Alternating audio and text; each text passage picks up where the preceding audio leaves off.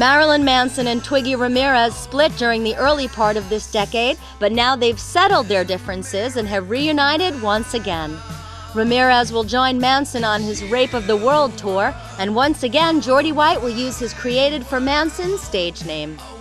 In an interview conducted a few months back in support of his Goon Moon project and album, White discussed the naming of the members of Manson.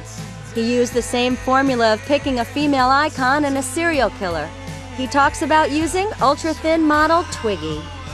I had to come up with a female icon and a serial killer for the last name. So the first name Twiggy, it was a cool sounding name, and it was, no one had really used it then, and it was just I thought she was an interesting, the only person that could compete with Marilyn Monroe.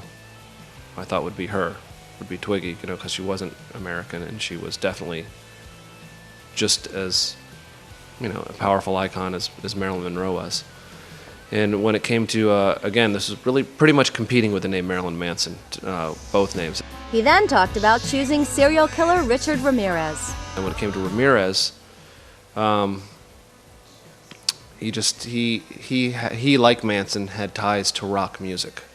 With he had a theme, AC/DC, like Manson was to the Beatles, Ramirez was to AC/DC. So there was that tie to music. So I was trying to compete with the name Marilyn Manson by kind of going for the same thing that he had picked with that name. Manson's Rape of the World tour will kick off in the U.S. Saturday, January 19th in Orlando, Florida. Chris Renna, Rob Holliday, and Ginger Fish will join Manson and Ramirez on the trek. Tim Skold has amicably left the band, and future projects between the two have not been ruled out. Ramirez was a main partner in the golden age of Manson, which included the albums Antichrist Superstar, Mechanical Animals, and Hollywood.